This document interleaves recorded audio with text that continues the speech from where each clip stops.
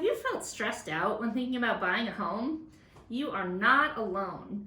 Today we're talking about ways to keep those stressors to a minimum.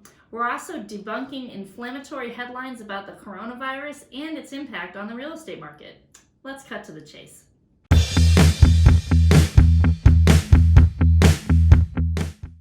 Welcome to Cut to the Chase with Jen and Dan. I am Dan, and my co-host here is Jen. How are you today? Excellent. How are things going in your business this week? Things are going excellent in my business this week. It's been a really busy week and a good week so far. Yeah, how about for you? Pretty good. People, lots of phone calls. I'm seeing an increase in showings. I got some great feedback from a listener. They last time we did our show, they were like, "You guys talked about what you do like during the day. I like that." So that's why I asked you, Oh, cool, yeah. like, what's up? Because you know, a couple people liked hearing Like to hear what's going on in our business. More phone calls. People are the traffic is picking up at listings. It is, yeah. So I mean, it's been pretty steady the past couple of weeks, but. I think now, especially with everything melted, people are already in spring mode. I know, it's so nice that the snow is starting to melt and the sun is shining today. I do have one buyer that she's in a crazy price point to try to find a house, and we're looking like everywhere, and there's not even one that we can go and see right now. Like, it's just nothing. Well, if you have a house in an attractive price point and you're looking to upgrade or downgrade, so not to jump ahead, but I doubt that the coronavirus is going to make if a house comes on the market, we're going to buy it. Yeah, I don't think it matters if there's coronavirus. Mask and all. Yeah, masks. We'll have masks and full suits, but hey. I know. This segues actually nicely into buyer stress. Yes, well, I mean, there's lots of stress in a real estate transaction. On both sides. And yeah, I mean, don't they say it's one of the transitions in life, buying and selling a home, you know, having a baby, someone dying, getting married, all of those things. So it's on the list of big life changes. Yes. You know, fortunately you can find a friendly person like us, someone knowledgeable also to make it a little bit less painful. When we do our job correctly, the transaction is as stress-free as possible. I mean, there is always some stress, especially when you're buying and selling at the same time. I mean, there's so many things that go into that transaction, and actually that was something that you and I talked about on Home Crush, because that was something that I've done quite a bit, and the stress of doing that can easily be alleviated in some ways by preparing yourselves in advance, for sure. Exactly. So you found this great Realtor Magazine article, a great hit list of 5 things you can do with your realtor to alleviate stress. Yeah.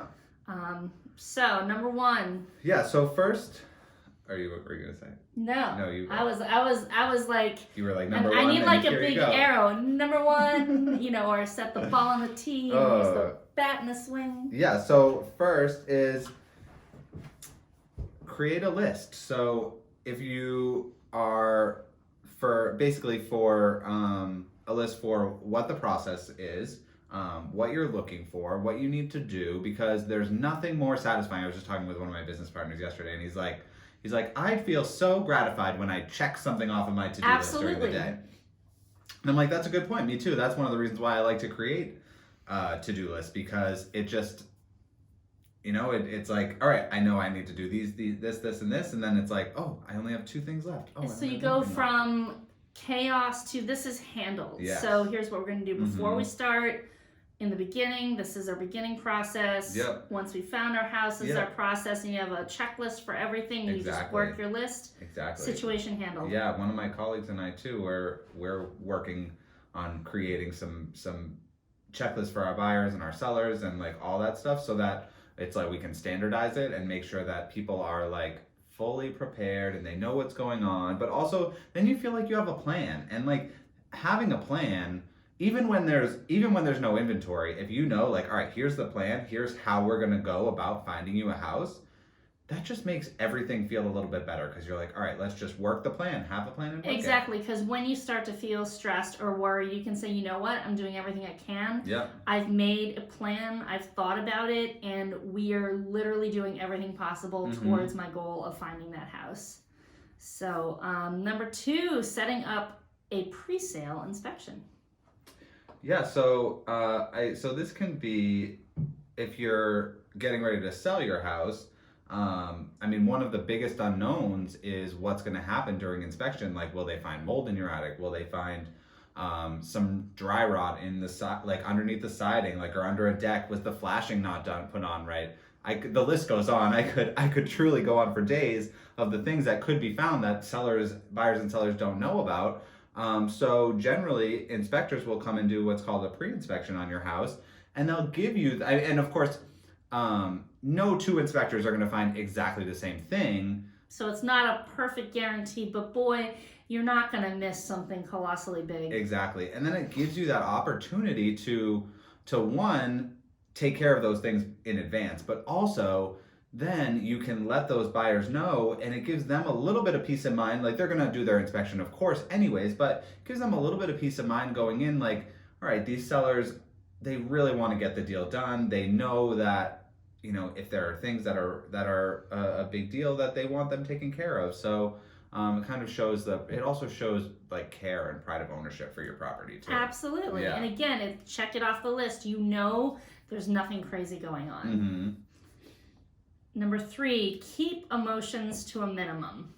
Easier said than done, I say. Yes, absolutely. Especially because buying a house is an emotional process, because you want to fall in love with your house that you're going to be living in for God only knows how many years. And especially because Americans are living in homes longer. It used to be, what was it, 6 to 7 years was the average. Now it's up to like 10 or 11. So people on average are staying in their homes for 10 to 11 years. You want to like where you live.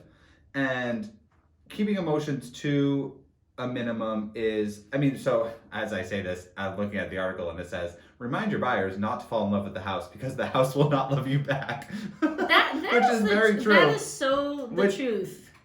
It is true, because the house certainly doesn't care, but the house does want love, because when the house doesn't have love, then it falls apart. So, yeah, then you have a bad pre-inspection. Exactly. So, but it is important to just say, all right, you know, we really like this house. We like a lot of the things about it. And in case something doesn't work out, you're not like, I mean, this is kind of what we do when we're like investing in properties. It's like, all right, it's all about the numbers for us rather than about how we feel about the property. Although truly, when you find the right property, you do feel something in your gut that, all right, this is a good place for me. Right. But you just have to make sure to try to keep your emotions. Yeah, and you don't want to make the decision in 100% emotional place, because if what you need is a close commute to work, a big backyard for your dogs, and a certain price point on your housing payment, if you forego all of those things just because you fell in love with it, your day-to-day life is not going to flow, and you're not going to end up being happy in that home. So it's important to kind of rein the emotions in and remind yourself what it was that you were looking for, and balance that out with the love. Sometimes you got to lean on your agent for that. Yes. You know, and have them remind you what it was that you came to them for in the first place. Very true. Number 4, work face-to-face. So I always love being able to sit down with a client and go over the buying and selling process with them, like before we even get into the transaction, because going back to talking about planning, like, it just helps us to be like, all right, here's what we're going to do. It helps us create a plan and makes everyone feel comfortable working with each other. Whereas a lot of times people will communicate via email and text message, and, you know, real estate is a big deal. You want to make sure that everything is understood, and and it develops trust. Yeah, and I think everything has gotten so digital, and that's wonderful, because we have information, both correct and incorrect, at our fingertips. But really what you need is the person to call for questions, details, things that aren't easy to figure out, strategy, and you need to know that you're getting the best information and that you're getting the right answers, and in a timely fashion, because that matters. So I'm not opposed to saving money. I've got 3 kids and I am on a budget. You know, the more their grocery bill goes up, the more I have to really look at things. But sometimes when you look at the all digital agent stuff, or you're going to see this person just for showings and this person just at closing, and you don't know who's going to pick up the phone every time you call, that's where things become more stressful, because balls get dropped, information is not correctly shared. And if that's just with like your real estate agent, that's not even including the title part of things and the lending part of things. Even if you're buying with cash, it's possible the other half of the transaction has a loan to be paid off, which is still a factor. So a lot of times paying for, who are you calling? Who is that face? Who is that human being? That's worth it. Yeah, I agree. Especially in this kind of transaction. Face-to-face is not underrated. Right. And number 5, be upfront. So, honesty in a real, I mean, obviously as one of our fiduciary duties is to be honest with our clients. And, you know, when you are working with somebody, sometimes maybe, or say you're trying to sell your house and you would love to get $350,000 for your house because you've put a lot of work into it. I mean, it's an amazing house. And unfortunately, sometimes the market isn't caught up with sometimes the money that we put in. And you want somebody who is going to be honest with you up front and tell you what you need to hear, tell you the truth rather than what you'd like to hear, because it doesn't help anybody to have a house that sits on the market, because as a seller, you're going to get frustrated because you are sitting on the market, you're not getting showings, you want to move, you need to move on to the next stage of your life, and you're like, what the heck is going on? You know, why is this not selling, when your agent's telling you, oh yeah, we should get this, you know, we should get this price for the house, and then it doesn't work out. So I mean, I guess that's one example, but there are also things that we can advise that you do in order to get the most money for your house, in order to help you to maximize your dollar and get the house sold in the time frame that works for you. And you would, I think most people, even though it's tough to hear at the beginning, would appreciate the honesty, and it helps everybody in the long run. It will reduce your stress immensely. Yes, thank you. Go back to talking about stress. If the person that you're working with is upfront with you all the time. Better just to pull the Band-Aid off on things, be it a home inspection, be it you're going to have to offer over asking price if you want this house. You know, if that's the truth, then that's what you need to hear, and you need to find someone that's going to be upfront with you. Because that is going to reduce your stress, because you're only going to prolong the process. You're going to have lots of missteps. And I mean, every transaction is different, but it is a repeatable process. So you really don't want to be like, well, we learned so much from the last 20 times we did this wrong. Like, we're really not looking forward to that kind of stress. We really want to eliminate as much of that as possible as we're buying or selling a house. So cut that stress. Yeah, absolutely. Get rid of it. Absolutely. No stress. We want to make this transaction as easy and smooth for you as possible. So this, moving on. Yeah, this article, it's an Inman. So I really have an issue with inflammatory headlines. So I agree. I love Inman. There's many great articles, but this one, it's under markets and economy. Coronavirus poised to wreak havoc on real estate. Some agents are already seeing their business impacted from the spreading global disease. Others are preparing for the worst. So according to that, like, you know, everyone is like, red alert, oh my goodness, real estate and the coronavirus. So I'm reading the article.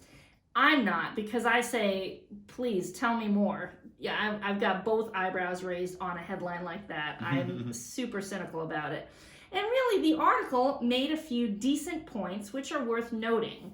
But I take big time issue with the manner in which they wrote that. I would much rather see, how may the coronavirus impact markets, or things to watch, the developing story. I mean, that's really a bit more accurate. So I would have appreciated that. But really, if you have a house that the most likely buyer for your house is someone in the international markets, I don't know, maybe an executive home, something like that. It is possible that now is not going to line up to be your most favorable time to sell. Not for certain. We certainly have plenty of American executives that are going to look to buy and sell, but obviously the travel restrictions are a big issue there.